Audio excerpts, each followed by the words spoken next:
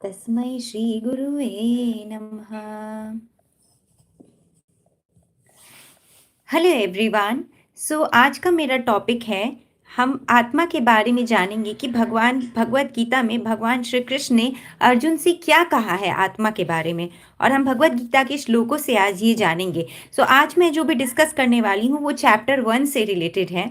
यहाँ पे ये वो वाला टाइम है जब अर्जुन कंफ्यूज्ड हो गए थे, और उन्होंने जब युद्ध भूमि में सामने अपने ही जनों को देखा, अपने जनों में, उनके स्वजनों में, जस्ट गिव मी 1 मिनट।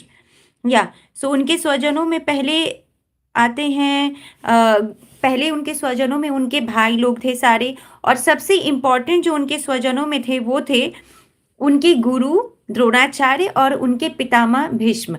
तो उनको देख के अर्जुन के मन में बहुत दुख हो रहा था कि इनके सामने मैं कैसे युद्ध करूंगा, और वो एकदम गिव अप करने वाली सिचुएशन में आ गए थे कि इससे तो अच्छा है कि मैं ये सब छोड़ दूं और जाके संन्यास ले लूं या फिर कुछ और कर लूं, बट मैं अपने गुरु की हत्या और अपने पितामह की हत्या नहीं कर पाऊंगा।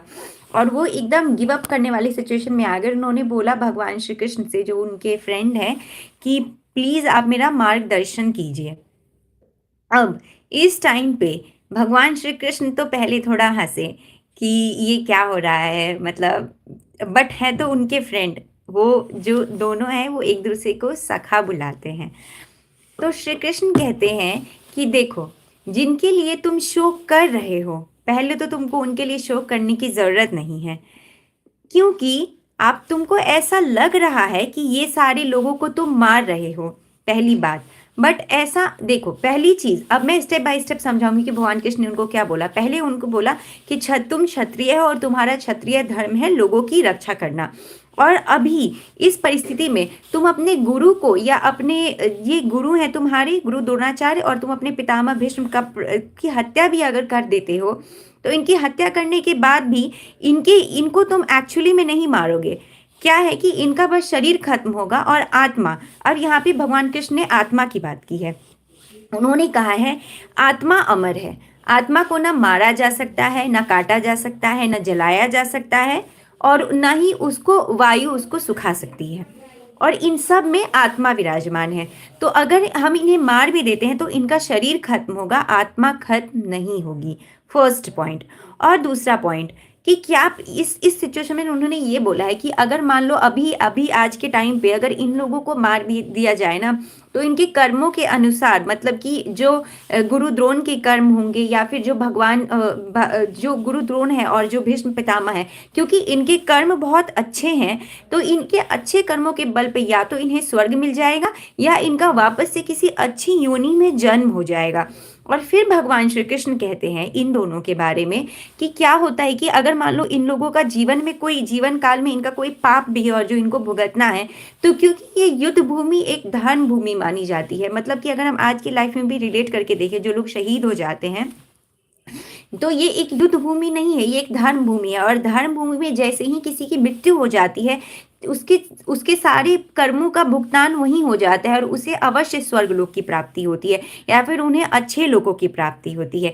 ऐसा कहा है भगवान श्री कृष्ण ने। अब आते हैं अपने करेंट पॉइंट पे, हम आत्मा के बारे में, कि आत्मा के बारे में उन्होंने स्टेप बाय स्टेप क्या समझाया अर्जुन को। पहले तो उन्होंने ये समझाया कि आत्मा अमर है, आत्मा को मारा नहीं जा सकता है, और आत्मा का साइज इतना ज्यादा सूक्ष्म है जितना हम सोच नहीं सकते। तो एक्चुअल में आत्मा का साइज, अगर हम बाल के एक टिप पे जाए और उसका 10,000 पार्ट करें, मतलब हम बाल के एक टिप को 100 भागों में काटे, और फिर उन 100 भागों को, 100 भाग का एक टुकड़ा ले और फिर उसको 100 भागों में काटे, तो वो आत्मा का एक्चुअल साइज है। तो एक्चुअली में आत्मा इतनी छोटी है। अब यहाँ पे एक और पॉइंट बोला है भगवान श्री कृष्ण ने, मतलब आगे के श्लोकों में, कि क्या होता है अगर एक आप विशाल वृक्ष को देख लीजिए, एक वृक्ष जो बहुत ही बड़ा है, उसके और उसके सामने एक अणु के समान ऐसे, मतलब आपको पता है ना, आपने माइक्रो ऑर्गेनिजम्स ये वाले कॉन्सेप्ट सुने होंगे, या जीवाणु कीटाणु ये सुने होंगे, या फिर आप जैसे कि, मतलब यही जीवाणु कीटाणु जो होते हैं ना, वो एकदम आप इतने छोटे स्पेस में भी ना, इतनी छोटी सी जगह में भी ना, वो हजारों और करोड़ों की संख्या में हो सकते हैं। तो अब उन्होंने एक इंपॉर्टेंट पॉइंट ये बोली है भगवान श्री कृष्ण ने, कि एक बड़े से विशाल वृक्ष में और एक छोटे से कीटाणु में भी आत्मा का साइज सेम है, मतलब कि उन दोनों में जो आत्मा है वो सेम साइज की है। अब यहाँ पे और फिर उन्होंने भगवत गीता में फर्दर बोला है भगवान श्री कृष्ण ने कि ये आत्मा का विषय, और ये आत्मा का विषय इतना ज्यादा सूक्ष्म है कि इसे समझना बहुत मुश्किल है, पहली बात। और एक तो ये चीज कि जिन लोगों के कर्म बहुत ज्यादा अच्छे होते हैं, जिन्होंने बहुत ज्यादा तपस्या की होती है, जिनके पुण्य कर्म इतने ज्यादा होते हैं, जब पुण्य कर्म बहुत ज्यादा हो जाते हैं ना इकट्ठा किसी जन्म में, तो जाके उनको ऐसा कोई ज्ञान प्राप्त होता है कि उन्हें ये पता चल पाए कि आत्मा क्या है, और इन दी एंड वो ये समझ पाए कि भगवान श्री कृष्ण को वो असली में उन्हें जानने का मौका मिले। और अगर उनको भगवान श्री कृष्ण के बारे में पता भी चल जाए तो उन्हें ये जानने का मौका मिले कि भगवान श्री कृष्ण की बातों पे उनको, जैसे भगवान श्री कृष्ण ने जो बातें बोली हैं, अगर उनको वो एज इट इज समझने का मौका मिले, ऐसा बहुत ही जन्मों के पुण्य के बाद होता है। ये बात भगवान श्री कृष्ण ने स्वयं बोली है भगवत गीता में।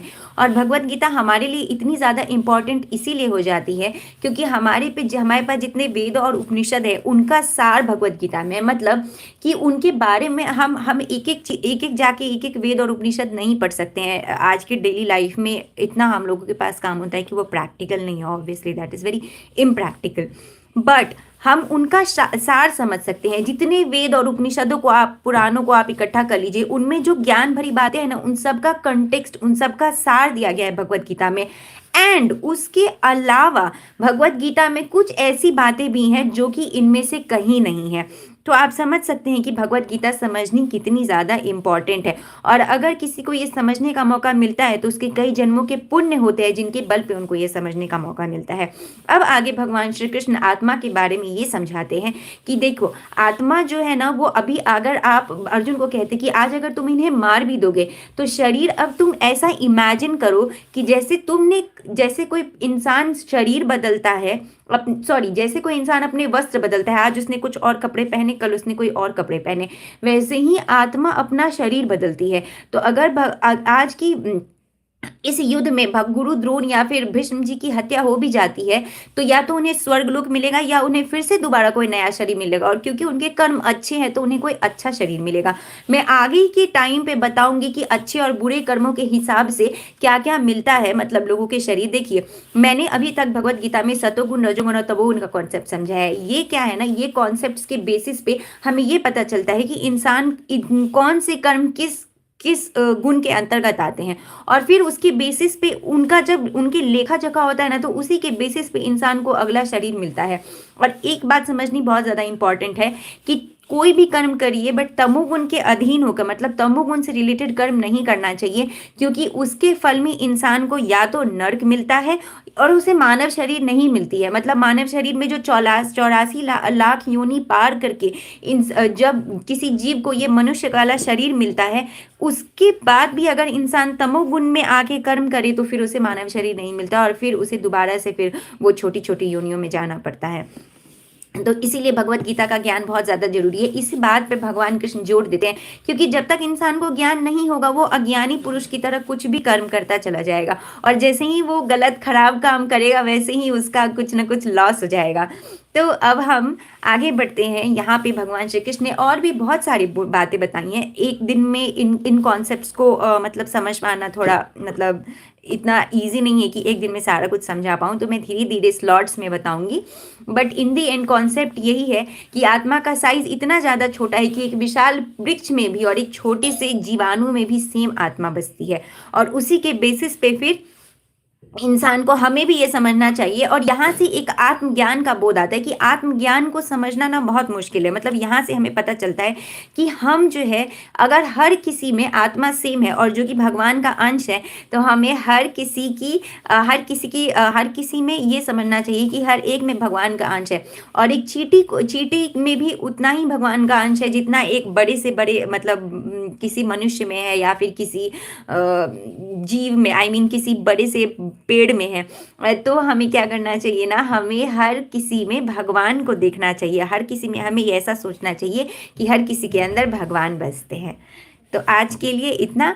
और अब मैं कंटिन्यू करती हूँ सुंदरकांड की, जो मैं एक दिन चौपाई हर दिन एक्सप्लेन करती हूँ। तो आज मैं सुंदरकांड की चौपाई में, अब तक हम यहाँ आ चुके हैं कि हनुमान जी राम जी का नाम लेके लंका नगरी की तरफ प्रवेश करते हैं। वहाँ पे लंकिनी ने ही उनको बोला है कि प्रविसी नगर कीजे सब काजा हृदय राखी कौशलपुर राजा, मतलब अपने हृदय में कौशलपुर के राजा, अयोध्यापुरी के राजा राम को आप याद करके लंका नगरी में प्रवेश कीजिए। इसके बाद वो कहती हैं, गरुड़ सुमेरु रेणु समताहि राम कृपा कर चितवा जाहि। मतलब कि जो सुमेरु पर्वत के समान जो बड़ा सा जो सुमेरु पर्वत है, राम जी की कृपा होने से वो सुमेरु पर्वत भी एकदम धूल के समान लगने लगता है। रेणु मतलब कि छोटे से धूल कण के समान हो जाता है। गरुड़ सुमेरु रेणु समता ही राम कृपा कर चितवा जाहि।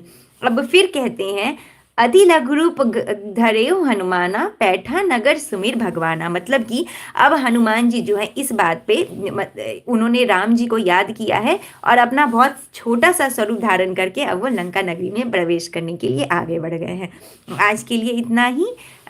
एक भगवत गीता की मैंने भगवत गीता के थोड़े से कॉन्सेप्ट्स बता दिए और सुंदरकांड की चौपाई भी मैंने डिस्कस कर ली है। अब आप सब आंख बंद करके राम जी का नाम लीजिए और भगवान को याद कीजिए।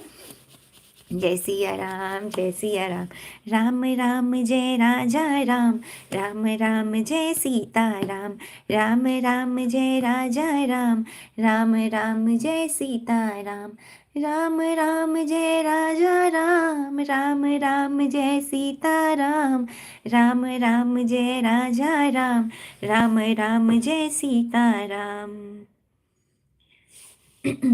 कि जो केसरी के लाल मेरा छोटा सा ये काम, कि जो केसरी के लाल मेरा छोटा सा ये काम, मेरी राम जी से कह देना जय सिया राम, मैं राम संग जपता तुम्हारा सदा नाम।